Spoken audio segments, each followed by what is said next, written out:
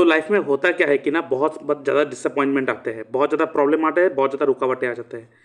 तो मैंने 2 दिन पहले एक वीडियो अपलोड कर रहा था कि मोस्ट लाइफ चेंजिंग सूत्र इन पराशरी एस्ट्रोलॉजी, जहाँ पे मैंने बात कर रहा था कि फर्स्ट हाउस का रिलेशन किसी भी घर के साथ बने तो आपको उस घर को छोड़ना नहीं है, उस घर को अडॉप्ट करना है। अब यहाँ पे एक चीज़ देखिए, अब एक व्यक्ति खुद, आप अपने आप को देख लीजिए, आपको भगवान ने भेजा है, आपको हाथ दे के भेजा है, पाँव दे के भेजा है। तो अब हाथ को यूज़ करते हो खाने के लिए, लिखने के लिए, पाँव को यूज़ करते हो चलने के लिए। लेकिन आप सोचिए कि आपके पास पाँव है और आप सोच रहे हो कि मैं अपने पाँव को यूज़ ना करूँ, रेंग कर चलेंगे सड़क पे, तो कष्ट किसको होगा? आपको खुद को होगा। फिर हम क्या कहेंगे, दोष देंगे कि भगवान मेरे कष्टों को क्यों नहीं देख रहे हो। उस समय भगवान भी शॉक्ट हो जाता है, अरे इनको तो मैं पाँव, अच्छा खासा 2 पाँव दे के भेजा है, ये चल क्यों नहीं रहा है पाँव उसके साथ, पाँव होते हुए भी रेंग के जा रहा है, फिर कह रहा है मुझे कष्ट हो रहा है। इसका मतलब क्या है? कष्ट तो हमने खुद पैदा कर लिया। आपको हाथ दिया गया है, हाथ से आप खाना नहीं खा रहे हो, आप जबान से चाट चाट के खा रहे हो। फिर आप भगवान के पास जाके कहते हो अरे भगवान इतना कष्ट क्यों है, मुझे चाट चाट के खाना खाना पड़ रहा है, आप देख नहीं रहे हो। तो आज मैं ये क्यों बात कर रहा हूँ, क्योंकि ये बात जरूरी है। तो वैसे ही जब आपके लगन के साथ किसी भी घर का मेल हो जाता है, वो आपका अंग हो जाता है, और हम उस घर को पकड़ के नहीं रखते हैं, उस घर को पकड़ कर चलते नहीं हैं, फिर कष्ट होते हैं और भगवान के सामने जाके हम लोग घंटी बजाते रहते हैं कि भगवान दे दे दे दे। एक चीज याद रखिएगा, जहां पर सिंप्लिसिटी है भगवान वहीं है। तो एस्ट्रोलॉजी को बिल्कुल सिंपल नज़र से देखिएगा, ये योग वो योग, ऐसा है वैसा है, छोड़ दीजिए, बिल्कुल छोड़ दीजिए। इस योग के चक्कर में लोग बर्बाद हो रहा है, काम धंधा कुछ कर नहीं रहा है। अब यहाँ पे बहुत सारे लोग, अब बहुत इंपॉर्टेंट चीज़ बोलने वाला हूँ इस वीडियो में, आप देखना। अब इसके चक्कर में बहुत सारे लोग, आजकल के एडवर्टाइजमेंट भी आता है कि आप देखो अमिताभ बच्चन के हाथ में ये अंगूठी लगा हुआ है, जो यो यो हनी सिंह सिंगर है उनके हाथों में देखिए रूबी है, पोखराज है। तो ये आपके चमत्कार कर सकता है आपके लाइफ को। तो उसी चक्कर में आप लोग भी क्या करते हो, आप भी कहते हो कि मुझे कौन सा स्टोन पहनना चाहिए, और हमारे माइंड में क्या होता है, कोई एक स्टोन पहनेंगे और चमत्कार हो जाएगा। तो ये चीज़ को भी दिखाना चाहिए ना, इन लोगों को सिर्फ पत्थर बेचना है और कुछ नहीं, और हम लोग उसके पीछे चले भी जाते हैं। तो वो स्टोन जो है, आप जिन्होंने जो स्टोन पहना है वो किसी ना किसी ग्रह का स्टोन पहना होगा। 9 ग्रह है, 9 ग्रह में से कोई भी एक स्टोन। तो जनरल लोग हैं वो भी वही स्टोन पहनेंगे। उनसे हटकर तो कोई दूसरा स्टोन, ऐसा तो नहीं कोई चमत्कारी स्टोन आ रहा है बस उन लोगों को ही प्राप्त हो रहा है और वो रातों रात चमत्कार हो गया, उनका राजा बन गया। तो अगर एक सेलिब्रिटी अगर स्टोन पहन रहा है तो एक जनरल पब्लिक भी तो स्टोन पहन के बैठा हुआ है। तो जनरल पब्लिक का वो लाइफ क्यों नहीं बन रहा है? तो वो क्या कहेंगे पता है, यहां पर वो कहेंगे कि शायद ज्योतिष ने वो स्टोन मुझे रिकमेंड करके नहीं दे पा रहा जिससे जो मेरे भाग्य को बदल दे। ये कहेंगे, दोष ज्योतिष लोगों को देंगे। और सही भी है, क्योंकि मैक्सिमम ज्योतिष यही कर रहा है कि उन्होंने प्रेडिक्शन, कुंडली को समझना, लाइफ को जीने का तरीका को समझना नहीं है। बस ये सोचते हैं कि जेमस्टोन देखे कुछ, एक जेमस्टोन अगर कोई हाई सोसाइटी प्रोफाइल व्यक्ति भी पहन रहा है तो एक जनरल व्यक्ति भी पहन रहा है, तो वो जनरल व्यक्ति वहां तक क्यों नहीं पहुंच रहा है? इसका मतलब स्टोन में कुछ रखा नहीं है। अब यहाँ पे अगर स्टोन से कुछ होता भी है, मैं नो डाउट ऐसा नहीं कह रहा हूं कि स्टोन से कुछ होता नहीं है, मैं रिकमेंड करता हूं, लेकिन स्टोन का काम है वही बता दूंगा क्या है। ठीक है, अब स्टोन हम लोग पहन रहे हैं, फॉरेन कंट्री के लोग, इलॉन मस्क के हाथ में तो स्टोन नहीं है, जॉर्ज बेजोस के पास तो स्टोन नहीं है, मार्क जगरबर्ग के पास तो स्टोन नहीं है। इवन जो मैं यूट्यूब में वीडियो बना रहा हूँ, इस यूट्यूब का जो सीईओ है सुंदर पिचाई, उनके हाथ में तो स्टोन नहीं है, वो तो इंडियन ही है, इंडियन ओरिजिन का। तो उनका क्यों हो रहा है? तो कुछ तो गलत हो रहा है ना। तो मैं चाहता ये हूं कि ज्योतिष का एक्चुअल रूप आप लोगों को पता चले, the real face of astrology, जो लोग करता नहीं है, कोई नहीं करता है। मैं इतना 100% गारंटी से मैं कॉन्फिडेंटली कह सकता हूं, ये कोई करता भी नहीं है। हाँ, होता है 2-3 लोग, ऐसा है 2-3 मतलब 2-3% ऐसा है जो एक्चुअली में ज्योतिष के रियल फेस को दिखा रहा है। अब तुम्हारे कुंडली में ये योग नहीं है, वो योग नहीं है, तो ठीक है, योग नहीं है तो रोते रहो, काम धंधा करना नहीं है कुछ भी। अगर आप राजयोग के पीछे ही बढ़ना है तो राजयोग अगर नहीं है आपकी कुंडली में तो मत करो। क्या करोगे जीकर फिर? ऐसा तो नहीं होता ना, जीना तो है, करना तो है। तो अगर जीना है, करना है, भगवान ने हाथ पांव दिया है तो हाथ पांव को यूज करते हैं।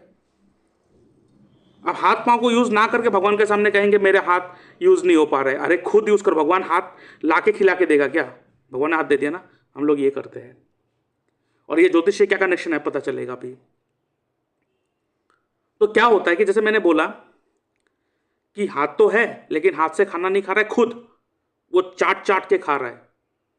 फिर भगवान को कहेंगे कि मेरे लाइफ को इतना कठिन क्यों बना दिया, चाट चाट के खाना खाना पड़ रहा है। अरे दो हाथ को यूज क्यों नहीं कर रहे हो? तो वैसे ही जब लगन के साथ कोई भी प्लेनेट, एंड वो प्लेनेट जिस घर का लॉर्डशिप लेके बैठा है, अगर वो कनेक्ट हो चुका है तो उस घर को पकड़ना पड़ेगा, उस घर को लेके चलना पड़ेगा। अब यहाँ पे ये चीज़ को कहने से पहले एक चीज़ को पहले एक समझा देता हूँ। कभी ऐसा तो नहीं होता है, देखिए जिनका हाथ पांव नहीं है मैं वो सब मैं नहीं जा रहा हूँ, ये तो मैं एक एग्जांपल लेके समझा रहा हूँ आप लोगों को, तो इसको एग्जांपल वे में समझिएगा।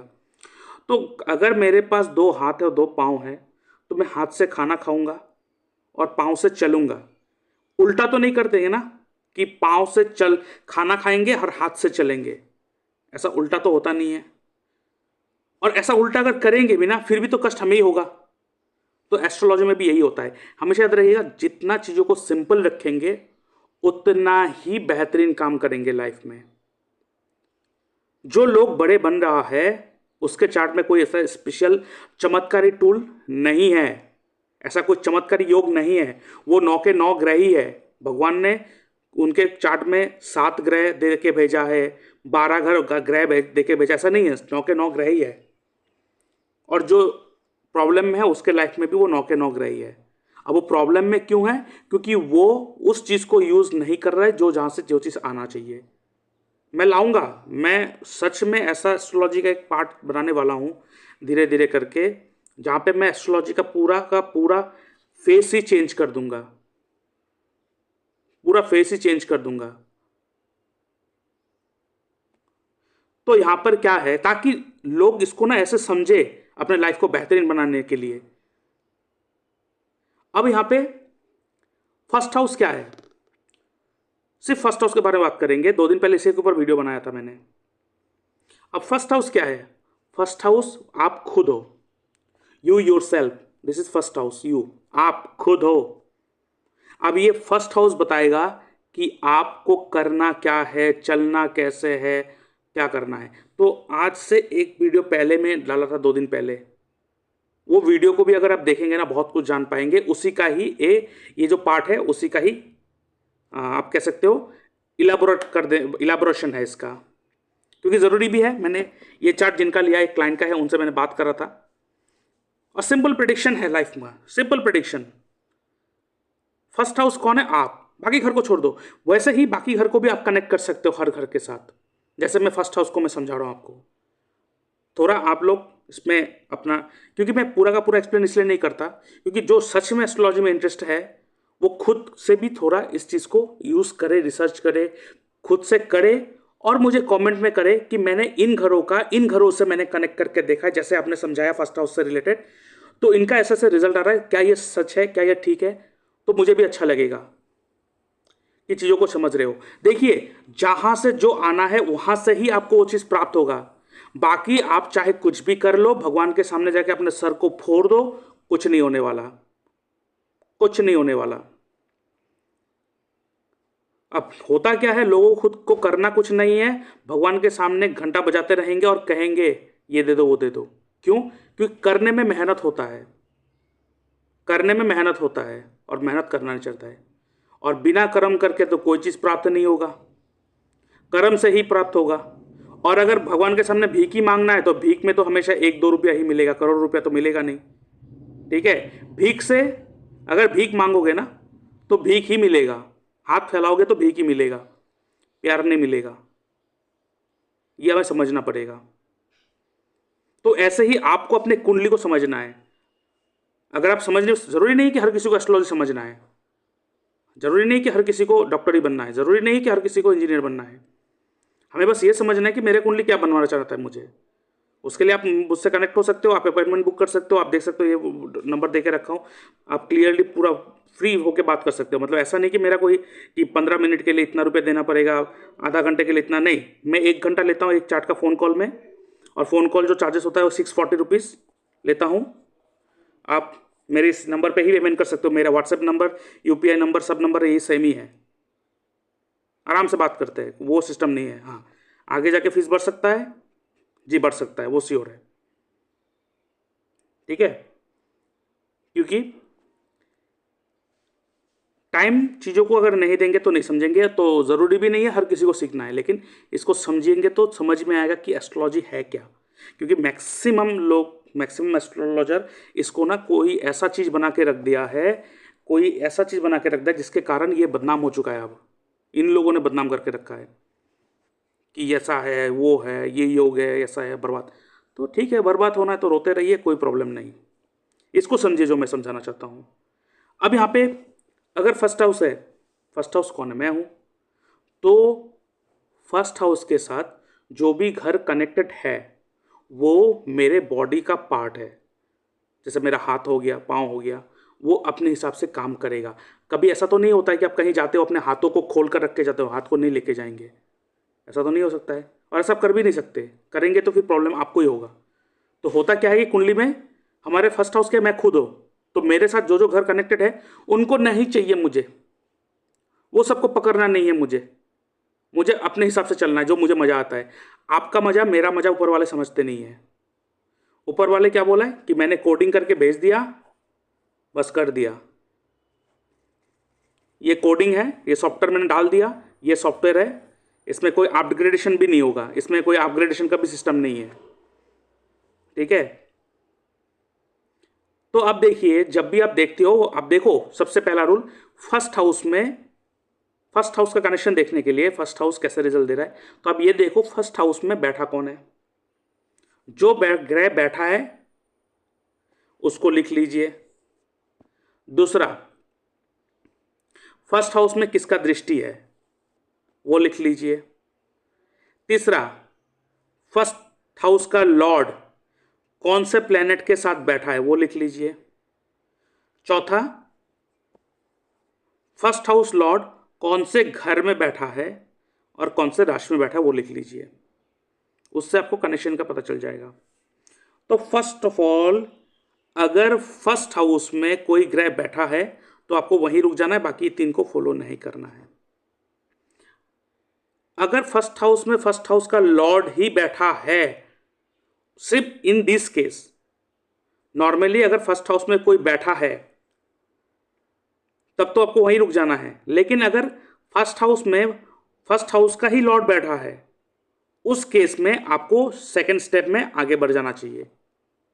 ठीक है, अगर नहीं तो कोई दूसरा हाउस का प्लैनेट बैठा है तो वहीं रुक जाना है। सेकंड स्टेप में क्या है कि कोई बैठा नहीं है फर्स्ट हाउस में। ठीक है, सेकंड हाउस में सेकंड स्टेप क्या है कि उस घर में कोई दृष्टि देके रखा है क्या। तो अगर फर्स्ट स्टेप में देखिए तो यहाँ पे कोई नहीं बैठा हुआ है, तो हम लोग सेकंड स्टेप में जाएंगे। क्या इसमें कोई दृष्टि देके रखा है? हाँ, बृहस्पति का 7वां दृष्टि है डायरेक्ट, तो हम लोग यहीं रुक जाएंगे। लेकिन अगर फर्स्ट हाउस में अपने ही घर का लॉर्ड, जैसे मान लेते हैं शनि है, शनि कहीं पर भी बैठा हो और अपना दृष्टि दे रहा हो, ठीक है, पहले क्या बताया कि फर्स्ट हाउस में कोई बैठा है तो उसको पकड़ लीजिए, आगे बढ़ने की जरूरत नहीं है। लेकिन अगर फर्स्ट हाउस में फर्स्ट हाउस लॉर्ड ही बैठा है, जैसे फर्स्ट हाउस लॉर्ड शनि है तो शनि मान लेते हैं यहाँ बैठा हुआ है, यहाँ नहीं बैठा है, ठीक है, तो हम लोग ये तो लेंगे क्योंकि वो उसी घर का मालिक हो गया, तो हम लोग सेकंड स्टेप में आगे जाएंगे।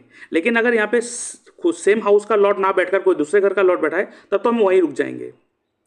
तो यहाँ पे कोई भी बैठा नहीं है तो सेकंड स्टेप में जाएंगे। क्या शनि यहाँ पे फर्स्ट हाउस में किसी का दृष्टि है? हाँ जी है। किसका है? बृहस्पति का है, बृहस्पति का एस्पेक्ट है।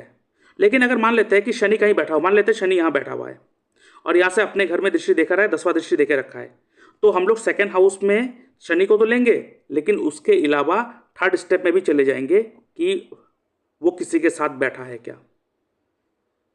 ठीक है, अगर नहीं है, सेम घर का दृष्टि नहीं है, जैसे अभी यहाँ पे देखिए बृहस्पति का सेकंड स्टेप में क्या बोला, बृहस्पति का दृष्टि है यहाँ पे, सेकंड स्टेप में क्या बोला, दृष्टि, तो वो तो उस घर का लॉर्ड नहीं है, तो हम लोग सेकंड स्टेप में रुक जाएंगे और आगे बढ़ने की जरूरत नहीं, बस काम खत्म, यहाँ पे और रुक गए हम लोग। तो फर्स्ट हाउस में किसका दृष्टि है, बृहस्पति का। बृहस्पति कौन से घर का लॉर्ड है, थर्ड हाउस का लॉर्ड एंड 12th हाउस का लॉर्ड।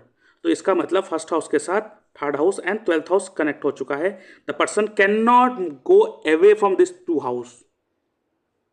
इनको थर्ड हाउस क्या है, कम्युनिकेशन, ट्रैवल, मूवमेंट, चेंजेस करते ही रहना पड़ेगा। एंड यहाँ पे 12th हाउस जो है वो एक हम लोग नेगेटिव हाउस मानते हैं। 12th हाउस क्या है, 12th हाउस आइसोलेशन है। 12th हाउस क्या मांगता है, 12th हाउस आपसे डिटैचमेंट मांगता है, let go attitude. 12th house is the house of छोड़ देने का, छोड़ दो। तो इस व्यक्ति के लगन के साथ थर्ड हाउस और 12th हाउस जब ऐड हो चुका है तो ये इसका पांव और हाथ हो गया। इनको तो यूज करना ही पड़ेगा। अब इनको यूज नहीं करेंगे फिर भगवान के सामने जाके घंटी बजा के भी कुछ नहीं होगा। तो अगर 12th हाउस कनेक्ट हो चुका है तो 12th हाउस का एट्रीब्यूट क्या है, डिटैचमेंट, लेट गो एटीट्यूड। ये व्यक्ति लाइफ में जो भी चीज हो, चाहे वो स्पिरिचुअल पार्ट हो, अब कोई व्यक्ति कहेगा स्पिरिचुअल पार्ट में चले जाओ क्योंकि 12th हाउस स्पिरिचुअलिटी, मैं कहता हूं ये भी बर्बाद कर देगा इसको। क्यों, क्योंकि इनको हर चीज से डिटैचमेंट होना है, हर एक चीज से डिटैचमेंट होना है। ये व्यक्ति अब देखेंगे जिसके भी फर्स्ट हाउस के साथ 12th हाउस का कनेक्टेड हो गया, अभी जैसे हो गया यहाँ पे, तो ये इनका बॉडी पार्ट बन गया, इसको छोड़ना नहीं, इनको लेके चलना है, तो मजा आएगा लाइफ में। अब यहाँ पे ये व्यक्ति चाहे मैटेरियलिस्टिक चीजें हो, इमोशनल चीजें हो, चाहे वो स्पिरिचुअल पार्ट हो, जिस भी चीज के साथ इमोशनली अटैच होंगे वही चीज इसको धोखा देगा, डिसअपॉइंटमेंट देगा। क्यों, 12th हाउस क्या कहता है, डिसअपॉइंटमेंट। इनको हर एक चीजों से डिटैच रहना है, कोई चीज हो गया लेट गो करना है। अब ये नहीं करेंगे, अब भगवान के सामने घंटी बजाएंगे। इसी पार्ट का मैं आपको एक बात कहता हूं, क्योंकि 12th हाउस मोक्ष का भी है। अब लोग कहते हैं ना कि मोक्ष की प्राप्ति भगवान के शरण में जाओ। भगवान के शरण में जाकर भी आपको मोक्ष नहीं मिलेगा, ठीक है, भगवान के शरण में जाकर भी आपको मोक्ष कभी नहीं मिलेगा। मोक्ष छोड़ने से मिलता नहीं है, ठीक है। जो व्यक्ति चाहे जितने भी बड़ा बाबा जी हो जाए दुनिया में, ये सब अगर सिखा रहा है ना तो इनको भी नॉलेज नहीं है, मैं ठोक के कह रहा हूं, दे हैव जीरो नॉलेज। सब कुछ छोड़ छाड़ के भगवान के शरण में बैठ के वो कर रहा है, उसको मोक्ष नहीं मिलेगा, जिंदगी में नहीं मिलेगा। उनको आना पड़ेगा इस दुनिया में। क्यों, अगर सब कुछ छोड़ना ही था, अगर भक्ति से ही सब कुछ प्राप्त होता तो कुंडली में सिर्फ 9th हाउस होता। सेकेंड हाउस क्यों दिया भगवान ने, पैसे का घर, इसका मतलब वो कह रहे हैं ना कि पैसे लो, पैसा कमाओ। थर्ड हाउस क्यों दिया, ट्रेवलिंग का घर। फोर्थ हाउस क्यों दिया, प्रॉपर्टी का घर। फिफ्थ हाउस क्या है, एंटरटेनमेंट क्यों कहा, और इनको तो मूल त्रिकोण सबसे इंपॉर्टेंट हाउस है फिफ्थ हाउस, इसमें तो फन, एंजॉयमेंट, एंटरटेनमेंट आता है, इसका मतलब एंटरटेनमेंट भी जरूरी है। तो मोक्ष की प्राप्ति कब होता है, मोक्ष की प्राप्ति तब होता है जब आप अपने सारे इंद्रियों को, क्या कहते हैं लोग, इंद्रियों को दमन करने लगा। घंटा ये बेकार का चीज है, सिखाता है। जब आप अपने हर एक इंद्रिय को उसका सुख दिलवा देते हो, जब तक पूरा का पूरा सुख आप जिंदगी में नहीं लेते हो, मोक्ष नहीं मिलेगा। क्योंकि मोक्ष का मतलब छोड़ना नहीं है, छोड़ने से मोक्ष प्राप्त होता भी नहीं है। मोक्ष की प्राप्ति होगा जब आप हर एक चीज को भोग लोगे, हर एक चीज को पा लोगे। इसका मतलब ये व्यक्ति जब 12th हाउस हो चुका है, इनको ये चीज मिल गया, अब छोड़ना, तुरंत छोड़ने देना है। हाँ मुझे मिल गया, हो गया, अभी नेक्स्ट क्या है, हर एक चीज भक्ति करना है, भक्ति भी कर लो, उससे भी डिटैच हो जाओ। इसमें एक स्टोरी मैं कहता हूँ, आप लोगों को सबको पता होगा, रामकृष्ण परमहंस, आपको पता है माता काली का सबसे बड़ा परम भक्त है। वो माता काली के लिए एकदम हमेशा पागल के जैसे करते थे, मतलब उनका माता के सिवा कुछ है ही नहीं। तो उनको मोक्ष कब मिला पता है आपको, अगर आपने कभी पढ़ा होगा। देखिए, जब वो बहुत ध्यान में करते थे, माता को आके उसको खाना खिलाना पड़ता था, नहीं तो पागल का जैसा करता था। तो सोचिए भगवान खुद उसके पास आ जाता, लेकिन फिर भी उसको सुकून नहीं मिल रहा था। तो एक दिन क्या हो गया, वो ध्यान में बैठ चुका है। उसको माता की प्राप्ति भी कब हुआ है, जब उन्होंने माता को छोड़ दिया है।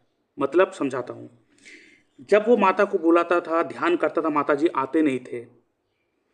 बहुत दिनों तक तपस्या कर लिया, फिर वो गुस्सा हो गया। वो अपने गुरु के पास गया। गुरु ने बोला है कि एक काम करो, ठीक है, आज के दिन मैं मेरी तरफ से कोशिश करके तुम्हें अपने माता से मिलवा दूंगा, लेकिन तुम एक काम करो, ये चक्कू लेके जाओ, एक छुरी व चक्कू ऐसा कुछ दे दिया उनको, तलवार का जैसा, कि जब माता जी आपके सामने आ जाए, माता जी का गला काट दो। सुनकर बहुत चौंक गया, ये तो बहुत क्या बात कर रहे हो, माता काली जी हो, माता जी है, शक्ति है, कैसे कर सकते हैं ऐसा। लेकिन फिर भी कहा है कि जब वो आ जाए उसका गला काट दो। उन्होंने बोला ठीक है, और उनको थोड़ा गर्म भी कर दिया माथा कि तुम ये करो, तुम इतना तपस्या करा, माता जी तुम्हें ध्यान ही नहीं दिया क्या माता जी, ऐसा करके उसको थोड़ा भड़का भी दिया। अब गुरु ने कहा है तो गुरु का बात तो छोड़ नहीं सकता, टाल नहीं सकता। तो गुरु को पता था कि माता जी क्यों नहीं आ रहा था उनसे मिलने। तो क्या हुआ, वो ध्यान करने बैठे रात को, उस दिन माता जी आ चुका है। और उस दिन माता जी को देख के गुस्सा हो गया कि उसको ऑलरेडी भड़का चुका है कि इतना दिन मैंने बुलाया, इतना ही करा, तुमको इतना ही करा, तुम आए नहीं, मुझे अब ज़रूरत नहीं है तुम्हारा। चाकू पकड़ा और ध्यान में ही गला काट दिया। तो फिर अनकॉन्शियस हो गया करने के बाद, वो पूरा मतलब अब वो बोल नहीं चाहता, उसका दिमाग काम नहीं कर रहा, बंद हो गया, पूरा स्टॉप हो गया, अनकॉन्शियस हो गया। कुछ टाइम के बाद उसका गुरुजी उसके पास आया, उसको उठाया, उसको रिलैक्स करवाया, उसका कॉन्शियस माइंड को फिर से ठीक करा। जब वो कॉन्शियस हुआ है, कॉन्शियस मूड में आ चुका है, फिर उनको पूछा कैसा लग रहा है। बोल रहा है पता नहीं, बहुत हल्का हो चुका हूँ आज, किसी भी चीज़ की ज़रूरत नहीं है मुझे। इसका मतलब क्या है पता है, वो क्या करवाया था, उन्होंने उस बंधन से भी मुक्ति करवा दिया जहाँ पे वो भगवान से मिलने का इच्छा रख रहे थे, क्योंकि इच्छा भी, मोक्ष का इच्छा रखना भी इच्छा है। लेकिन भगवान चाहते थे कि वो परमात्मा बने, और परमात्मा बनने के लिए आपको हर एक चीज़ों से मुक्त होना चाहिए, वो उस शक्ति से भी मुक्त होना पड़ेगा। तो उस दिन वो मुक्त हो चुका है, वो बोला नहीं चाहिए, सब कुछ हो गया खत्म। उस दिन के बाद उनको शक्ति सब कुछ मिलना दिखना स्टार्ट हो गया। तो ये क्या कहा कि आप, अब भगवान ने प्लानिंग करा कि इनको तो मुझे बनाना है परमात्मा, और ये बन के बैठा है एक साधु, तो भगवान को कुछ ना कुछ तो तिग्रम लगाना पड़ेगा। तो वैसे ही भगवान का जो प्लानिंग है वो इतना बड़ा है, लेकिन हमारा बुद्धि, हमारा दिमाग इतना छोटा है, तो मेरा प्लानिंग भी इतना छोटा, और हम लोग इस प्लानिंग से आगे बढ़ना नहीं चाहते। तो भगवान क्या करता है, आपको परेशानी में फेंक देता है। तो परेशानी जो आता है ना, वो परेशानी इसलिए नहीं आता है, परेशानी इसलिए नहीं आता है कि आप परेशान हो, प्रॉब्लम है, क्योंकि वो चाहता है कि आप इस चीज़ को जो लेके पकड़ के रखे हो ना, इसको छोड़ दो, अब नहीं हो पाएगा, इसके आते हैं तो ऑटोमेटिक आ जाते हो आप। तो इसीलिए तो जब भगवान का प्लानिंग बड़ा होता है और आपका प्लानिंग छोटा होता है, तब वो परेशानी में फेंक देता है। तो जब उन्होंने, भगवान चाह के उसको उस परमात्मा के लेवल पे जाके बैठाना है, और ये सिर्फ साधु बन के बैठा हुआ है, इनको बनाना नहीं है मुझे, इनको साधु, इनको कुछ और बनाना है, तो उनको उस चीज़ों से मुक्ति करता है। और साधु सन्यासी लोग करता क्या है, वो भी उस शक्ति से बंधा होता है। तो आप ये मत सोचिए कि वो साधु हो गया तो बहुत बड़ा आदमी बन गया, नहीं, वो भी बंधन में है। अगर मुझे पैसे चाहिए, उसमें बंधा हूं, तो उस व्यक्ति को भगवान प्राप्ति का बंधन में बंधा हुआ है। तो बंधन में हर कोई बंधा हुआ है, और बंधन में बंधा होना व्यक्ति कभी मोक्ष की प्राप्ति नहीं कर सकेगा, क्योंकि भगवान जब आपको दुनिया में भेजता है, वो कहता है कि सब कुछ भोग करो, क्योंकि ये जो जो जन्म है ये भोगी जन्म होता है। और आप यहाँ पे आके योग बनने स्टार्ट कर देते हो कि भगवान के साथ पूजा करेंगे, ये करेंगे, वो करेंगे, बस यही करना है। नहीं, इसीलिए मैक्सिमम लोग, जितने लोग भगवान से पूजा पाठ करते हैं, उसमें ज़्यादा दुखी होता है। 100% हर कोई बोलता है, लेकिन एक्चुअल सॉल्यूशन कोई नहीं देता है। वो क्या कहेंगे कि जब आप भगवान के शरण में जाते हो, वो आपके जितने भी बुरा कर्म है उसको खत्म करता है, फिर आपको सुख कर्म देगा। ये तो बस मैनिपुलेटिव स्टेटमेंट है और कुछ नहीं। It's only a manipulative statement. नहीं, हाँ, कर्म तो सही करना पड़ेगा। कर्म करे हो, चाहे जल्दी हो चाहे बाद में हो, भुगतना तो पड़ेगा। अच्छे कर्म करो तो अच्छे कर्म का भी रिजल्ट आएगा, बुरे कर्म करो तो बुरा कर्म का भी रिजल्ट आएगा, लेकिन आपको करना तो पड़ेगा, चलना तो पड़ेगा। तो उससे अच्छा क्या है कि हम लोग उस घर से, आप यही चीज फॉर्मूला को आप 10th हाउस में यूज कर दो। 10th हाउस क्या है, कर्म। 10th हाउस का कनेक्शन जिस घर के साथ बन रहा है उसको अडॉप्ट करो। नहीं, मुझे तो डॉक्टर ही बनना है, बेटे को तो इंजीनियर ही बनाना है। अरे 5th हाउस के साथ कनेक्टेड है, वो बनना चाहता है कोई क्रिएटिव डायरेक्टर, कोई बनना चाहता है, कोई आर्टिस्ट बनना चाहता है। नहीं नहीं नहीं, इसमें क्या रखा हुआ है? इसमें सरस्वती माता को पूजा करेंगे लेकिन अपने बच्चों को आर्टिस्ट नहीं बनाएंगे। आप समझ पा रहे हो? मतलब अपने फायदे के हिसाब से चलना चाहता है हर कोई, और कहेंगे एस्ट्रोलॉजर गलत है, एस्ट्रोलॉजी गलत है। एस्ट्रोलॉजी का नॉलेज नहीं है इसलिए ऐसा बात करते हैं। और मैं इतना भी कहता हूँ 90% एस्ट्रोलॉजर को ये भी नॉलेज नहीं है। उनको बस ये पता है इस घर का मालिक वो है, ये प्लेनेट वहां जाके बैठा है, खराब हो चुका है, इसका दान करो, उसका ये करो, उसका करो, बस खत्म। उससे अलावा कुछ नहीं। तो यही फॉर्मूला को हर जगह भी यूज कर दो। मैं कह सकता हूं हर घर के लिए, लेकिन नहीं, मैं थोड़ा आप लोगों के ऊपर भी रखता हूं ताकि आप लोग थोड़ा रिसर्च करें चीज को। ठीक है। अब जब प्रोफेशन का बात आए सिर्फ 10th हाउस को नहीं, 2nd हाउस को भी लेना पड़ेगा, क्योंकि हमें उस काम से पैसे भी चाहिए, उस काम से मुझे पैसे भी चाहिए। अब जब यहां पे बात करें, मैंने जब बिजनेस करा, पूरा हमारा जो फैमिली है पूरा का पूरा बिजनेस फैमिली है। They are the business, we are, I belong from business family. और ऐसा नहीं कि छोटा मोटा बिजनेस, अच्छा खासा बिजनेस है, अच्छा खासा बिजनेस है। तो हर कोई चाहता ना कि अपना बेटा आके बिजनेस करे, उसको संभाले। मैंने किया लेकिन बिजनेस में फेल हुआ, 25 से 30 लाख रुपए का लॉस, उधारी चढ़ गया। लोग आते थे मुझसे पैसा मांगने के लिए, मैंने अपना प्रॉब्लम भी आप लोगों के साथ शेयर करा था, कैसे मैंने फेस करा, कैसे उठा। लेकिन जब 7th हाउस का लॉर्ड 6th हाउस के साथ कनेक्ट हो चुका है तो क्या कह रहा है? बिजनेस कहां से आ रहा है? 6th हाउस से आ रहा है। And 6th house is what? Service oriented. और मैं प्रोडक्ट सेलिंग में लगा हूं तो कैसा आएगा? फिर भगवान के सामने जाके फिर बैठ जाएंगे, भगवान तूने क्या करा, इतना पूजा करा। भगवान कहता है कि मैंने तुम्हारा कुंडली बना के भेजा है, देख लो और करो। तो फर्स्ट हाउस के साथ अगर जो भी कनेक्ट है, फर्स्ट हाउस आप खुद हो, पहले तो वो देखो कि मेरे साथ कौन है। मेरे साथ वो सारे हाउस है, उन सारे हाउस से जुड़ा हुआ व्यक्ति, उन सारे हाउस के साथ जुड़ा हुआ एट्रीब्यूट, उन सारे हाउसेस के एट्रीब्यूट के साथ जुड़ जाओ। अगर 12th हाउस है तो आप डिटैच हो जाओ, आइसोलेशन में जाओ, अकेला बैठो जितना हो सके। हर एक चीजों से आप जितना चीजों के साथ कनेक्टेड होते जाएंगे वही उसको उतना प्रॉब्लम इफेक्ट देगा, चाहे वो भगवान ही क्यों ना हो। वो भगवान के साथ जितना कनेक्ट होगा भगवान ही उनको डिसअपॉइंटमेंट कर देगा। वो भगवान ने खुद बोल के भेजा ना। अब हम लोग कहते हैं ना कि बहुत सारे लोग कि ये व्यक्ति भगवान को मानता नहीं है, नास्तिक है। मैं कहता हूं जो नास्तिक एक्चुअली कहते हो, जो जो जो एक टाइप का मतलब बहुत घटिया सोच रखते हैं, बुरा काम करते हैं, वो तो घटिया, उनको छोड़ दीजिए, उनको छोड़ दीजिए, उन पार्ट को छोड़ दीजिए, उन लोग तो है ही घटिया, वो सब छोड़ दीजिए। लेकिन मैं जो बात कर रहा हूँ कि नॉर्मल जो है एक व्यक्ति जो कर्म ठीक है लेकिन वो नास्तिक है, और हम कहते हैं ना देखो ये नास्तिक है फिर भी इनका देखो बहुत अच्छा है, हम लोग भगवान को इतना मानते हैं फिर भी हमारे घर में इतना दुख है, तो नास्तिक होना अच्छा, भगवान का मानना बंद कर देते हैं। लेकिन मैं क्या कहता हूँ, आप थोड़ा अगर मेरी चीज़ों को समझेंगे, जो नास्तिक आप कहते हो जिसको, एक्चुअली वो सबसे बड़ा आस्तिक है, और जो आस्तिक व्यक्ति है वो सबसे बड़ा नास्तिक है। क्यों मैं कहूँ अभी आप सोचिएगा चीज़ों को थोड़ा लगाकर।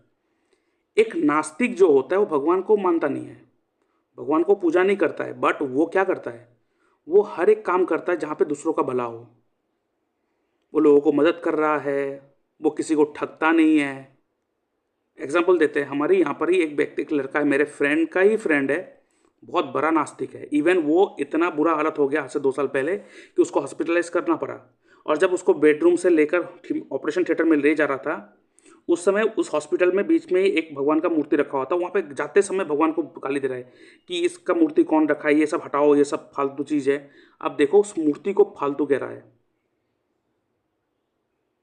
अब यहाँ पे बहुत सारे लोग उठ जाएंगे उसको मारने पीटने में, तुम कैसे कह सकते हो।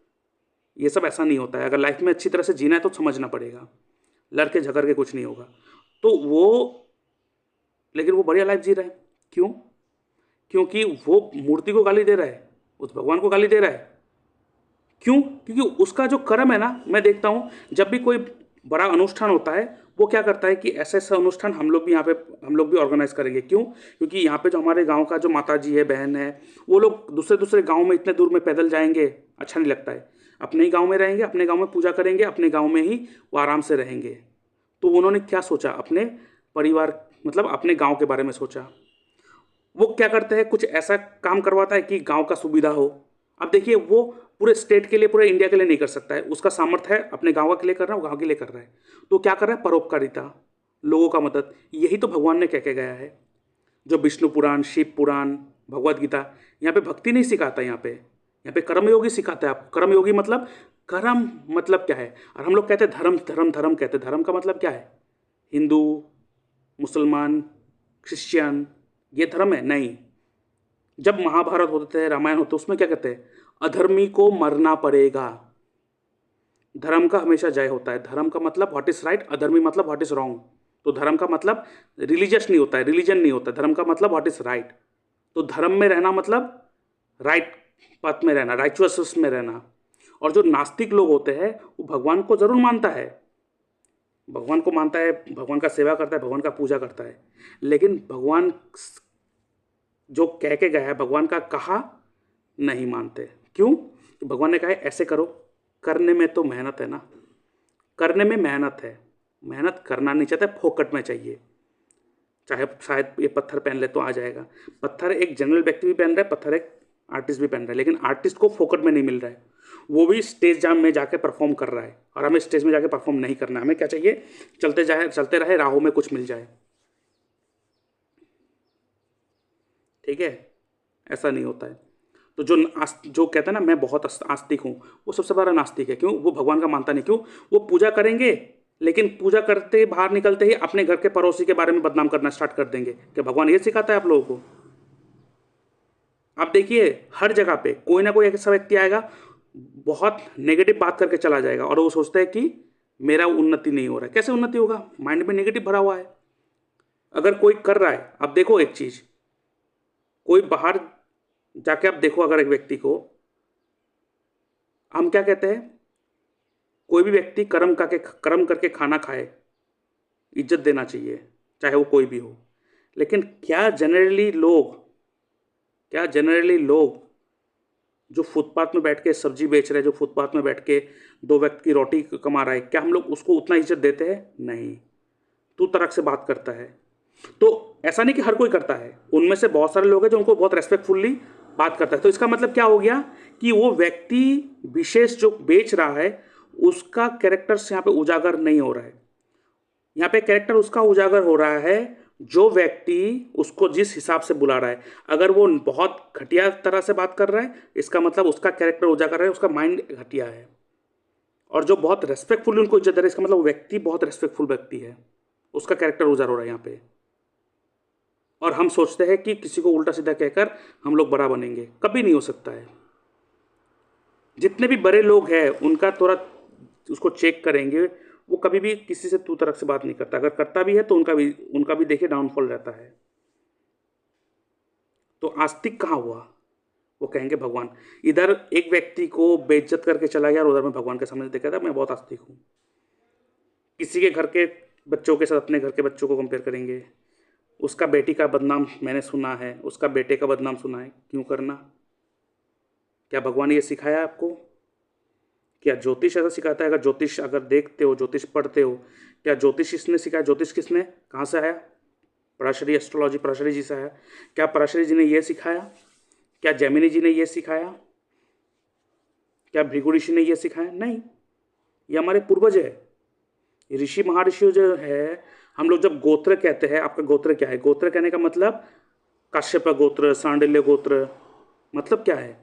वो ऋषि है, हम लोग उस ऋषि के वंशज। तो गोत्र में हम लोग उस ऋषि का वंशज लगाते हैं।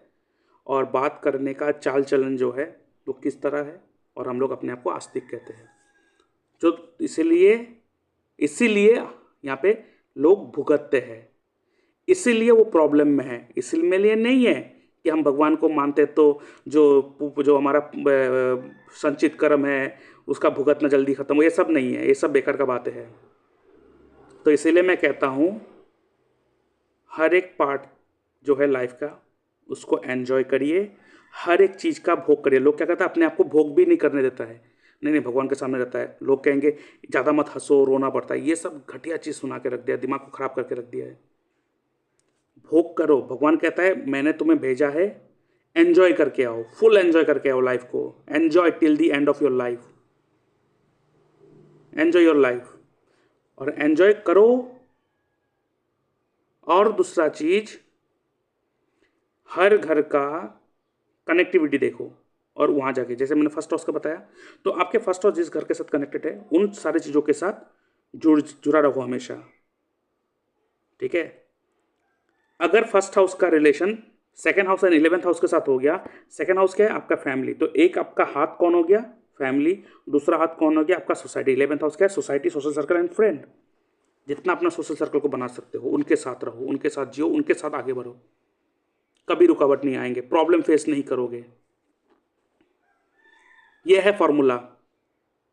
छोड़ दीजिए ये योग वो योग, पापी ग्रह, छोड़िए, सब छोड़िए, पहले तो जीना सीख लेते हैं। हम लोग तो बहुत डीप, एस्ट्रोलॉजी का ये बहुत डीप पार्ट है, छोड़ दीजिए। एक ही चीज़ है, जितना सिंपल रहेगा उतना आसान रहेगा, और चीज़ों को जितना सिंपल रखेंगे भगवान वहीं बसेगा, खत्म। ये योग वो योग, राशि परिवर्तन, वक्री, कम, बस छोड़ दीजिए, वो सब छोड़ दीजिए। मैं गारंटी देके कह रहा हूँ, इसको यूज़ करके देखिएगा। तो आज के वीडियो को यहाँ पे ख़त्म करते हैं, और मेरे गुरुजी को बहुत बहुत धन्यवाद देता हूँ, राहुल कौशिक जी, जिन्होंने मुझे इतना ज्ञान दे दिया कि मैं कुछ लोगों को मदद कर पा रहा हूँ, उसके लिए भी बहुत बहुत धन्यवाद। और अगर आपको अपना अपॉइंटमेंट बुक करना है तो आप मेरे इस व्हाट्सएप नंबर पर मैसेज करिए और मेरे से जुड़िए।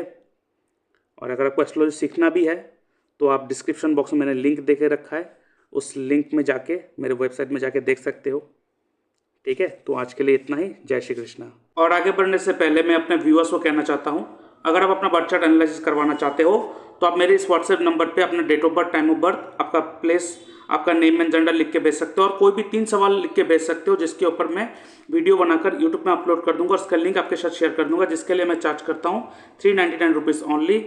और आपको ये वीडियो एनालिसिस 6 से 7 दिन के अंदर मिल जाएगा। और अगर आपको मुझसे फ़ोन कॉल में बात करना है तो आप फ़ोन कॉल कंसल्टेशन बुक कर सकते हो, जिसके लिए मैं चार्ज करता हूँ 640 रुपीज़ ओनली, जिसका अपॉइंटमेंट आपको 2 दिन के अंदर मिल जाएगा। और इस पेमेंट आप मेरे इस यूपीआई नंबर पे कर सकते हो, उसका स्क्रीनशॉट भेजोगे, उसके बाद आपको स्लॉट प्रोवाइड कर दिया जाएगा। बट अगर आपको जो भी बातचीत करना है, अगर वो आपको जूम पर लाइव कंसल्टेशन करना है, जहाँ पे आपसे जो बातचीत होगा रिकॉर्डिंग होगा और वो रिकॉर्डेड आपको पूरा प्रोवाइड करा जाएगा, तो जूम लाइव कंसल्टेशन भी बुक कर सकते हो, जिसके लिए मैं चार्ज करता हूँ 1200 रुपीज़ ओनली। और इसके साथ साथ अगर आप सेम डे कंसल्टेशन बुक करना चाहते हो, वो भी 6 बजे से पहले आपको बुक करना पड़ेगा। सेम डे कंसल्टेशन बुक करने के लिए जो मैं फीस चार्ज करता हूँ वो है 1600 रुपीज़ ओनली। आप मेरे इस यूपीआई नंबर पर पेमेंट करोगे, उसका स्क्रीनशॉट भेजोगे, उसके बाद आपको उसी दिन का ही स्लॉट प्रोवाइड कर दिया जाएगा, सेम डे कंसल्टेशन बुक करना है तो। और अगर आपको घर के वास्तु ठीक करवाना है, वास्तु चेक करवाना है, वो भी आपके कुंडली के माध्यम से, एस्ट्रो वास्तु के माध्यम से, तो उसका भी अपॉइंटमेंट बुक कर सकते हो। और उसके साथ साथ अगर आपके date of birth, time of birth correct नहीं है तो आप बर्थ टाइम रेक्टिफिकेशन करवा सकते हो, जिसके लिए मैं चार्ज करता हूँ 2100 रुपीज़ ओनली। और इसके साथ साथ अगर आप एस्ट्रोलॉजी में इंटरेस्ट रखते हो, आपको एस्ट्रोलॉजी सीखना है, तो ऑलरेडी प्री रिकॉर्डेड वीडियो आप ले सकते हो। और कौन से कोर्स में देता हूँ ये आप मेरे इस वेबसाइट में जाके देख सकते हो, dynamicastroandvastuScience.com। इसका जो लिंक है मैंने डिस्क्रिप्शन बॉक्स में और कमेंट बॉक्स में देके रखा है, और देख सकते हो कौन से कोर्स में यहाँ पे देते हूँ। Unlock the hidden power, tattoo activation technique, mantra healing house technique and marriage match making, उसके बाद gemstone selection technique, AP astrology, और उसके बाद रतन कोटियम राजू पद्धति, और उसके साथ साथ एस्ट्रो वास्तु हिट थ्योरी, जहाँ पे वास्तु के साथ साथ एस्ट्रो वास्तु सिखाया जाएगा, जहाँ पे हिट थ्योरी के ऊपर डिस्कशन होगा, positive hit and negative hit. उसके बाद बेसिक टू एडवांस कोर्स आप ये भी ले सकते हो। और उसके साथ साथ अगर आप पराशरी एस्ट्रोलॉजी भी सीखना चाहते हो तो पराशरी एस्ट्रोलॉजी भी सीख सकते हो, जिसका कोर्स कंटेंट यहाँ पे देकर रखा आप देख सकते हो। और इसके साथ अगर आप श्योर शॉट प्रेडिक्शन टेक्निक सीखना चाहते हो, जहाँ पर मोर देन 1000 टेक्निक दे के रखा है, और ये श्योर शॉट अगर आप किसी कुंडली देखेंगे और आप बोलते जाएंगे और वो कभी ना नहीं बोल पाएंगे, तो आप ये श्योर शॉट प्रेडिक्शन टेक्निक अगर सीखना चाहते हो तो आप मेरे इस व्हाट्सएप नंबर पे आप कांटेक्ट कर सकते हो। और ये सारा का सारा प्री रिकॉर्डेड वीडियो है जो आपको प्रोवाइड करा जाएगा, और लाइव क्लासेस अभी फिलहाल नहीं हो रहा है, तो ये सारा का सारा प्री रिकॉर्डेड वीडियो है। बट हाँ, आपको वीकेंड में एक लाइव सेशन होगा जूम पर, जहाँ पे सारा का सारा आपके टॉपिक के ऊपर डिस्कशन होगा, उसमें आप ऐड हो सकते हो। और कोर्स लेने के बाद आपको एक व्हाट्सएप ग्रुप में ऐड कर दिया जाएगा, जहाँ पे डेली डिस्कशन भी होता है।